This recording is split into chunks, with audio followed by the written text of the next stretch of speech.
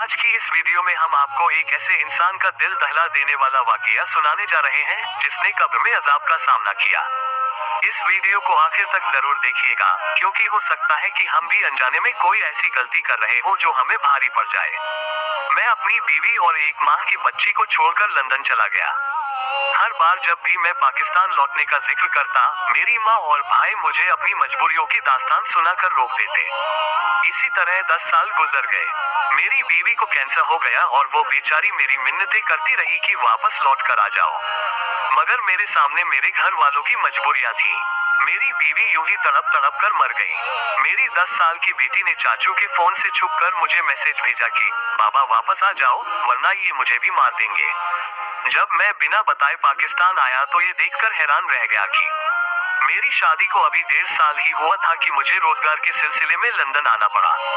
मैं घर में सबसे बड़ा था और हमेशा मेरे बाप ने मुझे यही समझाया था कि घर के छोटों की जिम्मेदारियां अब मेरे सर हैं, क्योंकि मेरे वालिद साहब बीमारी की वजह से कोई कारोबार नहीं कर सकते थे।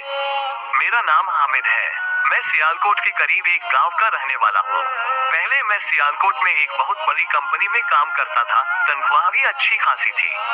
लेकिन जैसे ही मेरी शादी हुई, अम्मी ने बार बार मुझे ये कहना शुरू कर दिया कि अब इस तनख्वाह में 2 घरों के खर्चे नहीं चल सकते। मेरी बीवी वैसे तो बहुत सब्र और शुक्र करने वाली थी, लेकिन कभी कभार अगर वो कोई फरमाइश कर देती तो मेरी माँ उसे ढेरों बातें सुनाती थी। हमारा एक करीबी रिश्तेदार जब से लंदन गया, उसके घर के हालात में जमीन और आसमान का फर्क आ गया। अम्मी ने मुझे बार बार कहना शुरू कर दिया था कि बेटा तुम भी लंदन चले जाओ।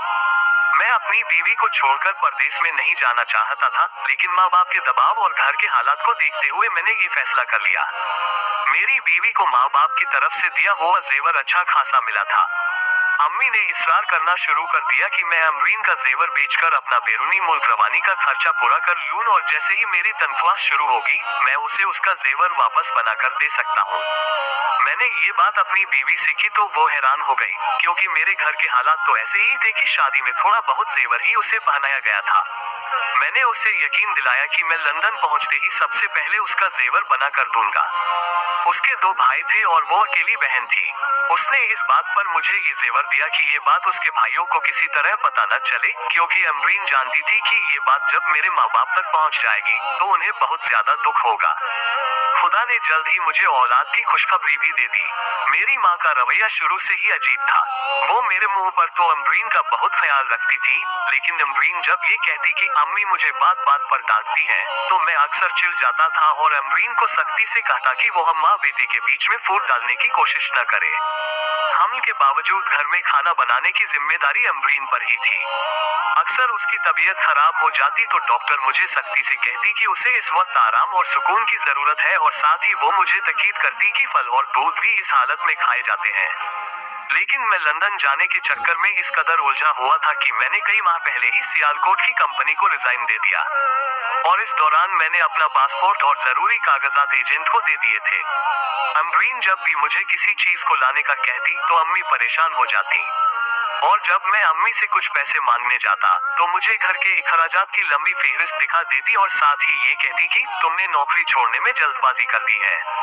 जब मेरे सास ससुर को इन हालात का अंदाजा हुआ तो उन्होंने अपनी हैसियत के मुताबिक बेटी को खर्चा पानी देना शुरू कर दिया। अमरीन अब मुझसे नाराज नाराज रहने लगी थी। मेरी 3 बहनें थी और 2 भाई, जिनकी सारी जिम्मेदारी तकरीबन अमरीन के कंधों पर ही थी। क्योंकि अम्मी का कहना था कि बहनें बहुत छोटी हैं और सब घरों में हमेशा छोटी नंदों की जिम्मेदारी बहू की होती है। मेरी माँ माशाल्लाह खुद भी सेहतमंद थी। जब भी अमरीन किसी काम पर थकने का कहती तो अम्मी गुस्से में कह देती कि तुम काम को हाथ मत लगाओ, मैं खुद ही कर लूंगी, और फिर अमरीन शर्मिंदगी से काम में दोबारा लग जाती थी। एक दिन अचानक अमरीन की तबीयत खराब हुई तो हम उसे अस्पताल लेकर गए। खुदा ने मुझे बेटी जैसी रहमत से नवाजा था। मैं और मेरी बीवी अपनी बेटी को देखकर बहुत खुश थे। लेकिन अम्मी ने यहाँ पर भी ये कहा कि हमारे खानदान में तो सबसे पहला बेटा ही होता है। हम दोनों मियाँ बीवी उनकी ये बात सुनकर चुप हो गए। अमरीन के माँ बाप भी अस्पताल में मौजूद थे। अम्मी जल्द ही वापस घर चली आई। खैर, मैंने घर आकर अपनी हैसियत के मुताबिक मिठाई बांटी और अपनी बेटी का नाम फातिमा रखा। फातिमा बहुत ही प्यारी थी। जब फातिमा 1 माह की हुई तो मेरा वीजा आ गया। जैसे जैसे रवानी के दिन नजदीक आ रहे थे, मेरा दिल जैसे अंदर ही अंदर परेशान होता जा रहा था। मुझे समझ नहीं आ रहा था कि मैं अपनी इतनी छोटी सी बेटी और बीवी को छोड़कर इतनी दूर कैसे चला जाऊं। फिर माँ बाप की तरफ देखता और बहन भाइयों की तरफ देखता तो यही सोचता कि चलो कोई बात नहीं, मैं सबसे बड़ा हूँ, मुझे इनके लिए इतना तो करना ही चाहिए। मैं समझता था कि 2-3 साल में हमारे घर के हालात बदल जाएंगे। अमरीन हर वक्त उदास रहती थी और फिर रवानी का दिन आ गया। मेरी बहनें, मेरी माँ और भाई सब मुझे एयरपोर्ट पर छोड़ने के लिए आए थे। अमरीन भी उनके साथ आना चाहती थी, लेकिन मेरी माँ ने ये कहकर उसे रोक दिया कि उसे और बच्ची को देखकर मुझे बैरूनी मुल्क रवानी में मुश्किल होगी, तो इसलिए उसे अपनी बच्ची के साथ घर पर ही रहना चाहिए। मुझे अम्मी की यह बात बहुत कड़वी लगी थी, लेकिन मैं एहतरामन चुप हो गया। अपनी बीवी को कमरे में जाकर गले से लगाया, लेकिन मैंने कभी यह नहीं सोचा था कि मैं उसे दोबारा जिंदा नहीं देख पाऊंगा। मैंने फातिमा को प्यार किया और फिर उसे अमरीन की गोद में दे दिया। जब मैं घर से निकला तो वो बहुत अफसरदगी के साथ दरवाजे पर खड़ी थी और उस वक्त तक मेरी तरफ हाथ हिलाती रही जब तक हम गली का मोड़ मोड़ कर सड़क पर नहीं चले गए। माँ बाप और बहन भाइयों की दुआओं के साथ मैं लंदन आ गया। यहाँ मेरे कजिन ने मेरे लिए पहले से ही नौकरी का इंतजाम कर दिया था। सियालकोट में मुझे 50,000 तनख्वाह मिलती थी, अब यहाँ मुझे पाकिस्तानी 1.5 लाख मिलना शुरू हो गए। काम बहुत सख्त था, लेकिन मैं दिल लगाकर काम करता रहा।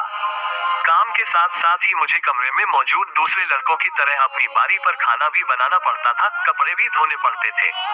इस वक्त मुझे घर की शिद्दत से याद आती थी। मैं बाकायदगी के साथ घर फोन करता था, सबसे मेरी बात हो जाती, लेकिन जब भी अमरीन से बात करना चाहता तो मेरी माँ कमरे में ही बैठी रहती। मैं वीडियो कॉल पर अपनी बेटी को बड़ा होते देख रहा था और मेरी माँ जरूरतों की एक लंबी लिस्ट मुझे सुना देती थी।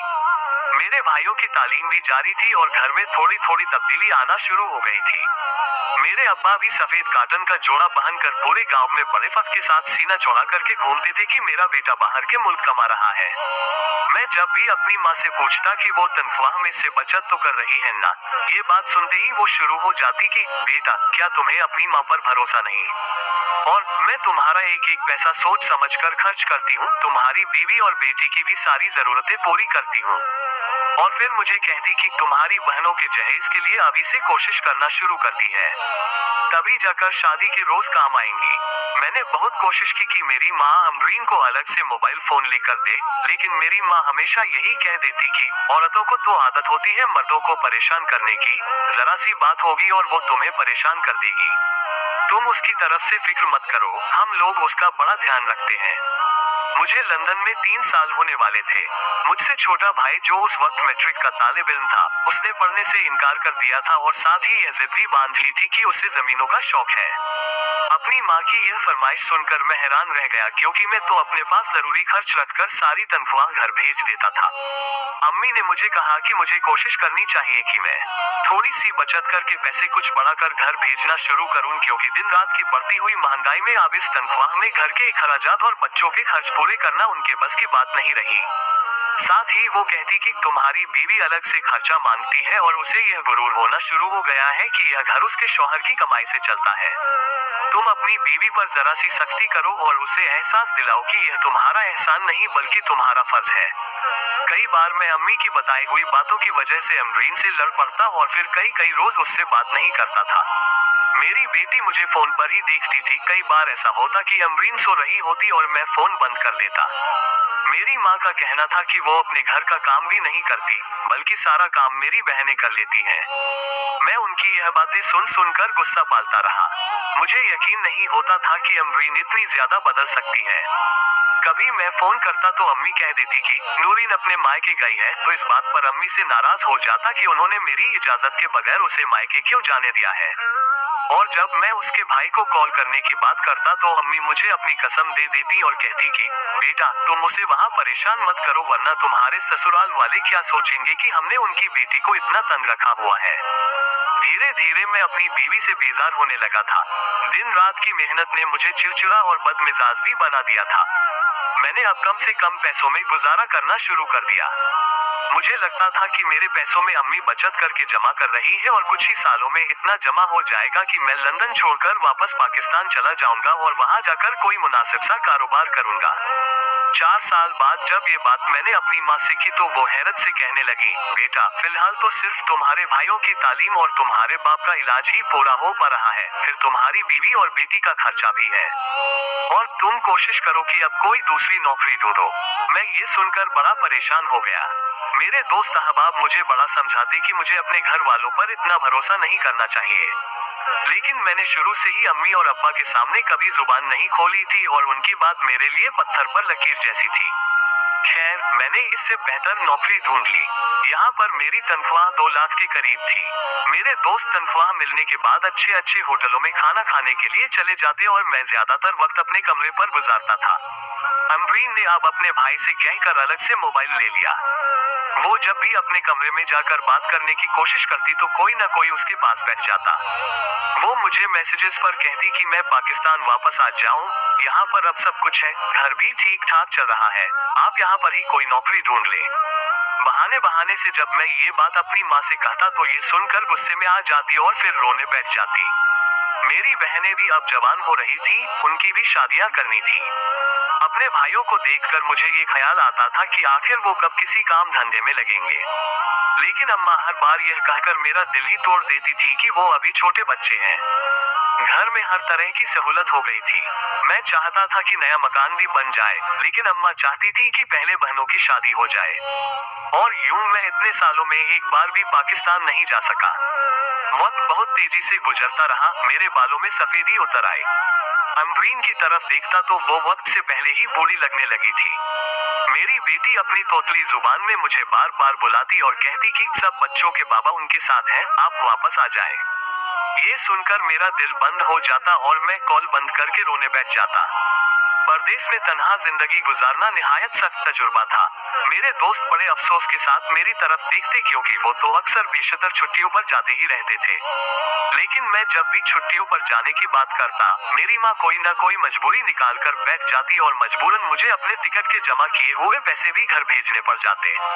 मेरी 2 बहनों की बहुत अच्छी जगह मंगनी हुई थी और मैंने उनकी फरमाइश पर ढेर सामान पाकिस्तान भेजा। मुझे इस बात की हैरत थी कि मेरी बहनों और मेरे माँ बाप ने मुझे एक बार भी यह नहीं कहा था कि वो मेरे बिना शादी नहीं करेंगे। बस मेरी माँ जज्बाती तौर पर मेरा हौसला बढ़ा देती और कहती, तुम्हारे जैसा बेटा नसीब वालों को मिलता है। मैं वीडियो कॉल पर ही अपनी बहनों की शादी की तकरीब देखता रहा। लेकिन ये देखकर मुझे बहुत हैरत हुई कि मेरी बीवी और बच्ची बहुत ही मामूली लिबास पहने हुए थे। जब मैंने अपनी माँ से यह बात की तो वो खामोश हो गई और फिर न जाने अमरीन से क्या कहा कि अमरीन ने मुझे फोन करना ही बंद कर दिया। मैं ये देखकर बड़ा परेशान होता। कई रोज गुजर जाते, मैं अपनी बीवी और बेटी से बात न करता। मेरे दोस्तों ने मुझे कई बार समझाया कि मैं घर वालों को बताए बिना पाकिस्तान चला जाऊं। काश उस वक्त मैंने उनकी बात मान ली होती। एक बार मेरे दोनों भाइयों ने फरमाइश की कि उन्हें आईफोन लेना है।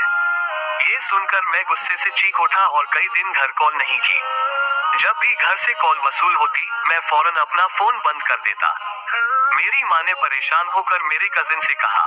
उसने मुझसे मिलकर मुझे समझाया कि माँ बाप का दिल नहीं दुखाते और तुम घर फोन करो। चाची ने उन दोनों को समझा दिया है। मैं अपने दोस्त के गले से लगकर रो पड़ा और कहने लगा कि मुझे मेरी बेटी और बीवी की बहुत याद आती है। रफ्ता रफ्ता मैं समझता जा रहा था कि मेरे घर वालों के लिए मैं सिर्फ सोने के अंडे देने वाली मुर्गी हूँ, जिससे वो हर माह पैसे निकाल लेते थे। इससे ज्यादा उनकी जिंदगी में मेरी कोई हैसियत नहीं थी।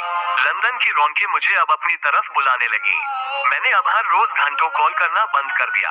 5 या 6 मिनट बात करता, अपनी माँ से कहता कि मुझे मेरी बीवी और बेटी को दिखा दे और फिर कॉल बंद कर देता। अब मैं अक्सर घूमने फिरने निकल जाता। ऐसे ही एक वक्त आया जब मेरी मुलाकात एक लड़की से हुई। इस तरह मुलाकातों का सिलसिला शुरू हो गया और वो अपनी मोहब्बत का इजहार करने लगी। मैं भी अपनी बीवी से दूर तन्हा जिंदगी गुजार रहा था, तो बिना सोचे समझे ही राजी हो गया।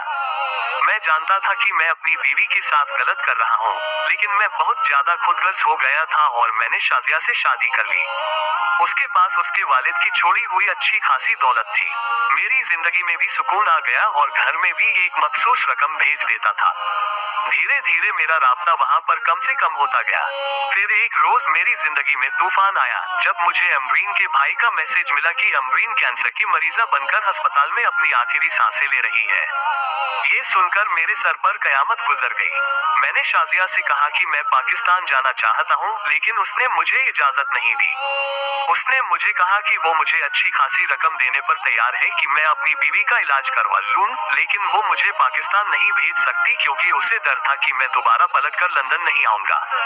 मैं अजीब कश्मकश में मुब्तला था और मैंने अपनी माँ को कॉल की और उसे गुस्से में कहा कि वो मेरी गैर मौजूदगी में मेरी बीवी का ख्याल नहीं रख सकी। इस बात पर मेरी माँ मुझसे नाराज हो गई और फोन बंद कर दिया।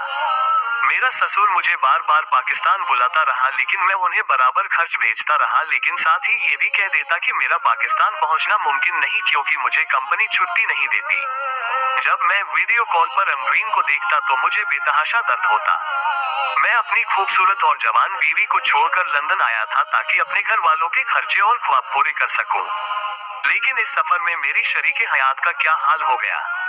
डॉक्टर कहते थे कि वो ठीक होना ही नहीं चाहती, या शायद कैंसर बहुत बुरी तरह से फैल चुका था।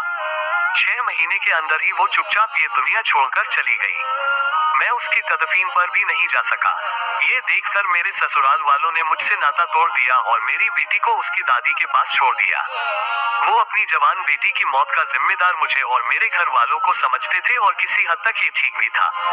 मैं कई रोज लंदन में बेमकसद सड़कों पर घूमता फिरता और रोता था।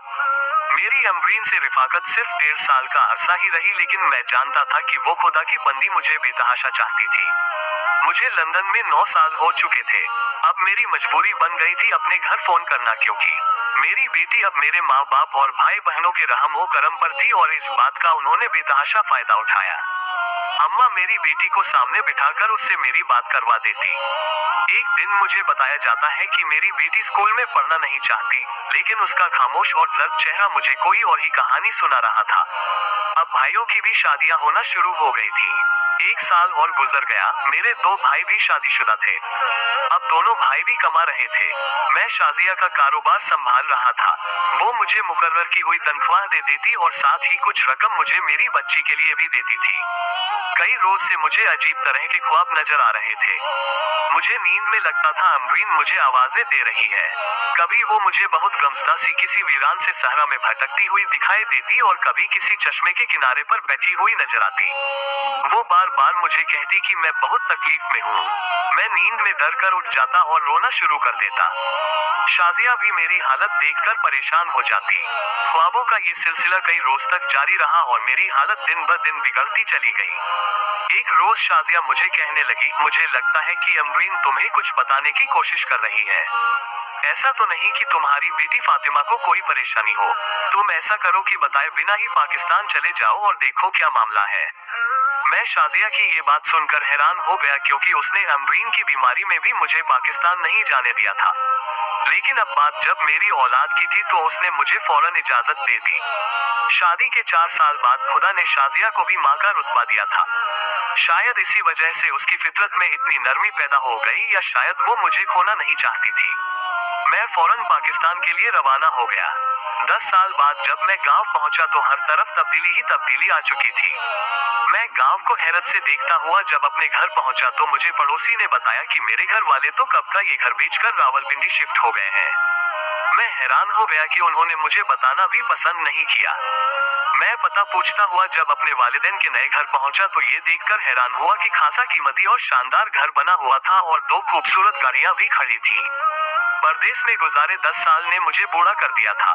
जब मैं पाकिस्तान से गया था तो 28 साल का एक खुश शक्ल नौजवान था, लेकिन अब मैं एक थका हारा मर्द बन चुका था। मैंने जब बार बार बेल बजाई तो कोई भागता हुआ दरवाजे तक पहुंचा।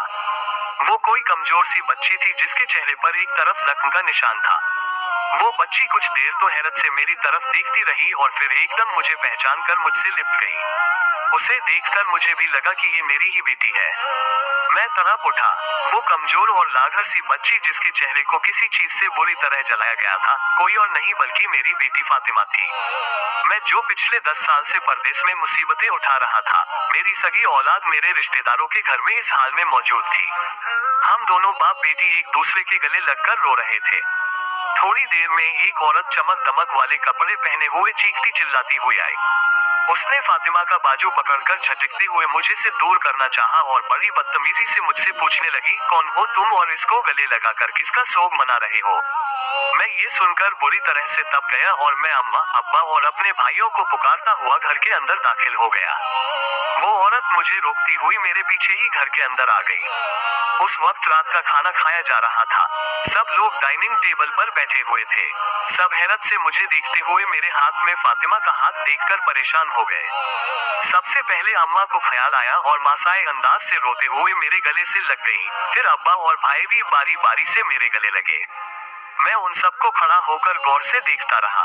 अम्मा ने गैर महसूस अंदाज में फातिमा का हाथ मेरे हाथ से छुड़वाना चाहा, लेकिन मैंने सख्ती से उनके हाथ को झटक दिया। फातिमा खौफजदा सी सिमटी खड़ी थी। वो औरत जो बदतमीजी करते हुए घर से बाहर आई थी, वो मेरे भाई की बीवी थी। मेरी बेटी की हालत ने मुझे मजबूर कर दिया था। मैंने सख्ती से अपनी अम्मा की तरफ देखते हुए पूछा, अम्मा, मेरी यतीम बच्ची की ये हालत किसने की है? इसका चेहरा किसने जलाया है? तो अम्मा ने अपने सीने पर 2 थप्पड़ मारे और कहने लगी, बेटा, तुझे क्या हम जल्लाद लगते हैं? बच्ची है, शरारत करती है। मुलाजिमा खाना बना रही थी तो ये किचन में चली गई। उसके हाथ में तवा था, शायद वो उतार कर नीचे रख रही थी। ये एकदम वहां पहुंची और इसका चेहरा जल गया। मुझे उनकी किसी भी बात पर यकीन नहीं था, क्योंकि चंद दिन पहले फातिमा ने अपने चाचू के फोन से मैसेज किया था कि बाबा, आप वापस आ जाओ, ये मेरी माँ की तरह मुझे भी मार देंगे। इसीलिए मैंने फातिमा को सामने करते हुए पूछा, फातिमा बेटा, तुम बताओ, तुम्हें किसने जलाया है? डरो मत, अब मैं वापस आ गया हूँ। फातिमा ने डरते डरते अपनी चाची की तरफ इशारा कर दिया। फिर तो मेरे अंदर दबा हुआ बरसों का लावा फूट पड़ा और मैं बुरी तरह चीखने चिल्लाने लगा। मैंने अपनी अम्मा और अब्बा से सवाल किया, क्या मैं आपकी सगी औलाद नहीं हूँ? मैं बरसों तक आपके लिए अपने मुल्क से दूर परदेश की सख्तियां काटता रहा और पीछे मेरी बीवी लाइलाज होकर मर गई। मैं जब भी वापस आना चाहता था, मुझे रोक दिया जाता था। अब भी मुझे कुछ मालूम न होता अगर फातिमा छुपकर अपने चाचू के फोन से मेरे नंबर पर मैसेज न करती। वो तो शुक्र है कि मेरी दूसरी बीवी ने वो मैसेज मुझे पहुंचा दिया। अगर उसका दिल भी तुम लोगों की तरह सख्त हो जाता तो शायद अपनी माँ की तरह मेरी बेटी फातिमा भी किसी रोज तुम्हारे जुल्म का निशाना बनकर इस दुनिया से चली जाती। ये सुनकर मेरे घर वाले हैरान खड़े रहे। फिर एकदम मेरा भाई आगे बढ़ा और कहने लगा, बस भाई, जितना तुम्हें बोलना था बोल लिया। इतने सालों बाद घर लौटे हो, अगर इज्जत से घर में रहना चाहते हो तो रहो, वरना अपनी इस बेटी को लेकर यहाँ से चलते बनो। मैं उसकी ये बात सुनकर हैरान हुआ और जैसे कुछ कहने लगा तो अम्मा और अब्बा ने भी बड़ी बेरुखी से उसकी साइड ली और कहा, ठीक है, हम माँ बेटा अगर इतने ही जालिम हैं तो अब हम तुम्हारी बेटी की जिम्मेदारी नहीं उठा सकते। तुम अपनी बेटी को अपने साथ ले जाओ। जब तुम दूसरी शादी कर चुके हो तो तुम्हारी बेटी को तुम्हारी दूसरी बीवी ही पाल सकती है। हमने कोई ठेका नहीं लिया कि तुम्हारी जिम्मेदारियां पूरी करें। मैं हैरत से अपने पांव पर कैसे खड़ा था, ये सिर्फ मैं ही जानता था। बरसों बाद वतन लौटा, एक लंबी मुसाफिर तय करके, लेकिन घर भी बदल चुका था और घर वाले भी। फिर मैंने चुपचाप अपनी बेटी का हाथ पकड़ा और दरवाजे से बाहर चल दिया, ये सोचकर कि क्या अपने भी इस तरह हो सकते हैं। मैं पागल हो रहा था। मुझे अपने माँ बाप और बहन भाइयों पर कितना एतबार और कितना मान था। टैक्सी पकड़ी और सीधा अपने एक दोस्त के घर चला गया। वहाँ कुछ दिन क़याम किया। फिर शाजिया ने मेरी बेटी का पासपोर्ट और वीजा भिजवा दिया। मैं अपनी बेटी को लेकर लंदन पहुंच गया। शाजिया ने पूरे दिल के साथ फातिमा को कबूल कर लिया, लेकिन मैं सब कुछ लुटाकर भी खाली हाथ नहीं खड़ा था। मेरे साथ एक रहम दिल बीवी भी थी जिसने मुझे मुश्किल वक्त में सहारा दिया, वरना अपनों की बेरुखी ने तो मुझे सड़क पर लाकर खड़ा कर दिया था। इसी तरह कुछ वक्त गुजर गया। फिर मेरे कजिन ने मुझे बताया कि कार एक्सीडेंट में तुम्हारी माँ का इंतकाल हो गया और तुम्हारी भाभी अपाहिज हो गई है। जब तुम्हारी माँ को कब्र में उतारने लगे तो कब्र में आग के शोले निकलने लगे और आज भी तुम्हारी माँ की कब्र पर सांप और बिच्छू बैठे हैं। तुम्हारी माँ और भाइयों ने दौलत की खातिर तुम्हारी बीवी की जान ले ली और इस मासूम की जिंदगी बर्बाद कर दी। तुम्हारे भाइयों का कारोबार में अच्छा खासा नुकसान हुआ और आज वो भीख मांगने पर मजबूर हो गए हैं। उनके ऊपर इतना कर्ज चढ़ गया कि उन्होंने घर, गाड़ियां, सब कुछ बेच दिया है। मैं अपनी बेटी को गोद में लिए सोच रहा था। जिस दौलत पर उन्होंने कब्जा किया और जिस दौलत की खातिर उन्होंने मेरी बीवी की जान ली और मेरी बच्ची पर जुल्म किए और मुझे घर से निकाला, वो दौलत उनके किसी काम भी ना आई। और उनका सब कुछ लुट पिट गया और वो तबाह और बर्बाद हो गए और अब वो दर बदर की खाक छानने पर मजबूर हो गए हैं। और मैं आज अपनी मुकम्मल खुशियों से भरी जिंदगी अपने बच्चों और बीवी के साथ जी रहा हूँ। मेरी जिंदगी में अगर कमी है तो वो अम्बरीन की है। लिहाजा मेरी इल्तिजा है कि कोई भी भाई अपना मुल्क छोड़कर परदेश की खाक न छाने, क्योंकि वही लोग आपके दुश्मन बन जाते हैं जिनके लिए आप ऐसा करते हैं। अपना और अपनी बीवी बच्चों का ख्याल रखे।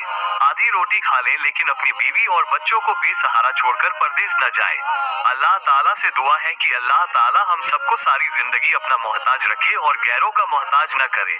अल्लाह तबारक व ताला हम सबको अपनी हिफ्ज़ व अमान में रखे। कमेंट बॉक्स में आमीन लिखना न भूलिएगा। शुक्रिया।